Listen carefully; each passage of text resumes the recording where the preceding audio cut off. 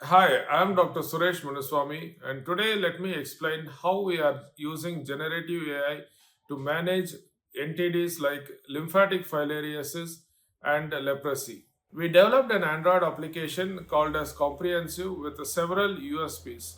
Unique among them are the fact that the user interface is completely icon based, which is very language neutral, and we took several images to identify the disease. We trained the healthcare workers to identify the disease again and then classify them into different grades and then treat the patients at home.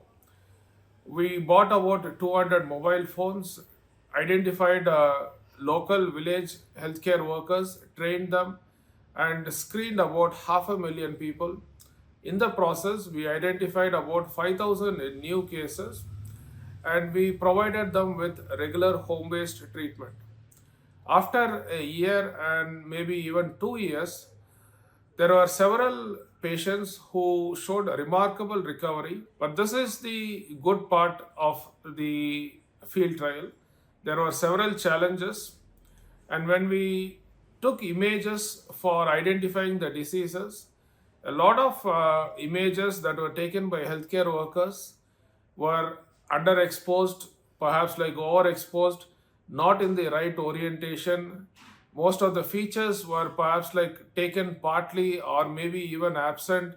The images were angled. So these were some of the challenges with regard to the images. There were further challenges after taking the images where again some of the healthcare workers misclassified the images, or sometimes even when there is actually a deceased image or an image of a deceased person, they would click it as normal because they would want to cut down on the workflow.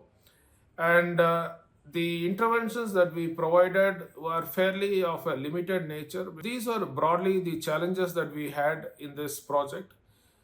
To address these challenges, we wanted to develop ML algorithms, but if we even look at the long list of challenges we had, we should have probably developed about maybe 100 micro ML algorithms, which would be extremely resource intensive, time wise, money wise.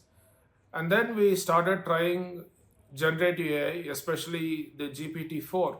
We identified some of the images, and then we added very short, very clear, very direct prompts asking GPT regarding the lighting of the image with regard to exposure, the orientation, the presence of very specific features. And again, the responses from the GPTs were very clear, very agreeable. And also, when we actually asked very clearly with regard to the grade of the disease, the responses were again very agreeable. In fact, like for higher grade of disease, more mature condition, it was fairly very straightforward and correct. But for grade 1, it was a little bit challenging to get the results correctly. But when we got the correct results of LF identified and also graded correctly, and when we pushed further and asked for the medical interventions, again the responses given by the GPT were very agreeable. When we kind of prompted the GPT for additional interventions like the exercises, wound management, and perhaps like any other type of supportive measures that the patients could actually have, again the responses were extremely agreeable.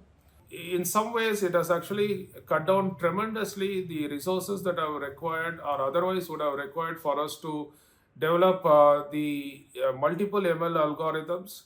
And now we are in a situation where we can actually use GPT to empower the healthcare workers on the field to provide better service and also a very valuable service to the people.